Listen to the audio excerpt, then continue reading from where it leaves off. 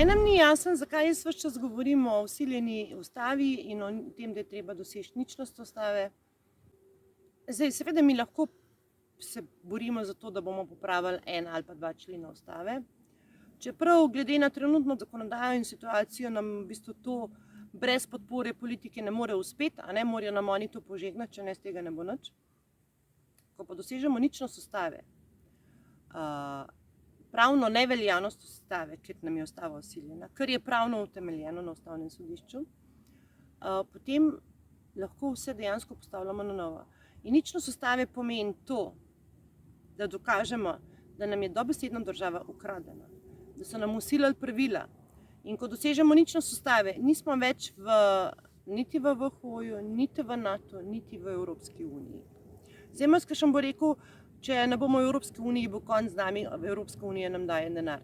Evropska unija nam ne daje denar. Nam sicer zrihtajo kakšne kredite, načeloma pa Evropska unija prerazporeja denar, katerega mi vplačamo v Evropsko unijo in potem oni določijo, kako ga smemo svoj denar porabljati. Dejstvo je, ko dosežemo ničnost ustave, se bomo v sodelovanju v vseh organizacijah na novo pogovarjali. Tudi o tem, če bomo želeli biti v Evropski uniji.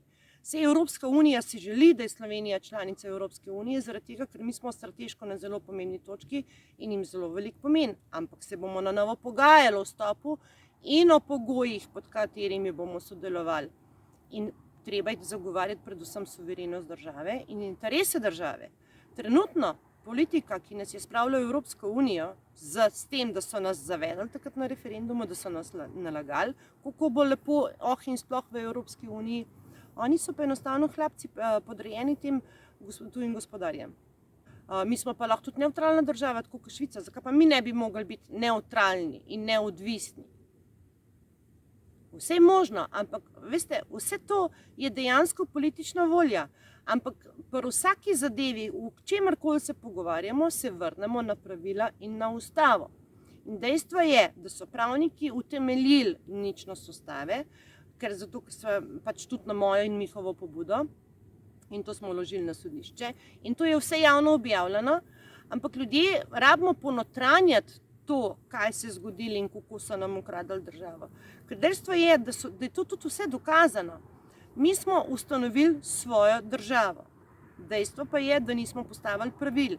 Dejstvo je, da so ustavo dali pisati in sprejeli ljudje, ki jih mi nismo izvolili za to in jim za to nismo dali pooblastila. In ko dosežemo ničnost ustave, s tem dokažemo kompletno prevaro, razkrijemo prevarante in dobimo svojo državo nazaj v svoje roke. In v končni fazi mi lahko sprejmemo, ko bomo sprejeli novo ustavo, skoraj zelo enako, kot je trenutna. Sej, jaz nikoli nisem rekla, da je ustava v kompletu zanič ali pa slaba. V tej ustavi je veliko dobrih stvari. Dejstvo pa je, da nam ta ustava jemlje oblast in definitivno treba popraviti. Poleg par ostalih členov še 3.a člen, 90. člen in predvsem tudi 3. člen ustave, v katerem piše, v Sloveniji ima oblast ljudstvo, ki jo izvršuje neposredno. Ampak mi nimamo nobene možnosti neposredne oblasti. Mi nimamo nobene možnosti konkretnih sprememb v tej državi in mi dejansko brez politike nimamo niti možnost, da spremenimo ustavo. Ko bomo pa ljudje ponotranjali to, da nam je država bila ukradena in vsiljena ustava in pravila, bomo lahko postavljali pa vse na novo. In zdaj vam bom dala čisto preprost primer. Vam je bil ukraden avto. In let pa pol kasneje ste nekje videli na parkirišču ta avto in ste šli na policijo in ste jim dali papirje, ker ste imeli dokaze, ste jim dali papirje, da je to vaš avto. In vam so avto vrnili, vi ste ga dobili nazaj, ker ste imeli dokaz, da vam je bil ta avto ukraden. Pa ne glede na to, če je bil avto vmes mogoče 10-krat preprodan. Raven tako je pa z državo. Mi imamo papirje, mi imamo dokaze, da smo mi ljudstvo to državo ustanovili in da nam je bila ukradena. In tako, ko ste vi bili lastnik tega avta, smo v tem primeru mi lastniki te države. Čisto simpel je vse skupaj. Sam ponotranjiti moramo to in potem bomo to tudi speljali. In še enkrat, ustava trenutna je veljavna, ker druge nimamo. In prav je, da se sklicujemo na ustavo, ki nam zagotavlja človekove pravice. Ker človekove pravice so pa istočasno tudi nad ustavo, vsako ustavo. ker hierarhija gre tako, so človekove pravice, je ustava, so zakoni, so odredbe in odloki in pravilniki. In stvari moramo poznati, da se lahko borimo za svoje pravice. No, ko smo pa že pri ustavi, pa moram vas spomniti še na to, da Mimi Zajc zbira podpise za pobudo za brisanje 3. člena in za spremembo 90. člena ustave. Jaz sem to pobudo podpisala že 2-krat in jo bom tudi 3. In vas pozivam vse, da daste podpise za te pobude.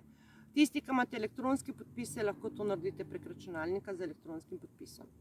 Čeprav v bistvu ni možnosti, da bi lahko ustavo spremenili brez soglasja politike oziroma njegovega žena, ker trenutno imamo taka pravila, ker so nam jih prevaranti postavili, se mi zdi pomembno, da podpisujemo pobudo, zato ker s tem bo prišlo do debate. S tem se informacija o tem širi med ljudi, s tem je ogromno ljudi dojel, da nam so vzeli možnosti referenduma, ker prej marsikomu to ni bilo jasen, čeprav nekateri to že dalj časa govorimo.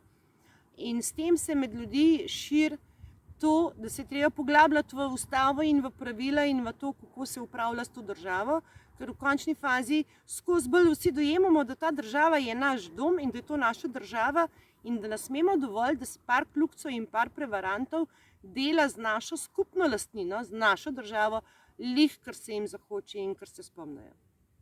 Lepo se imejte.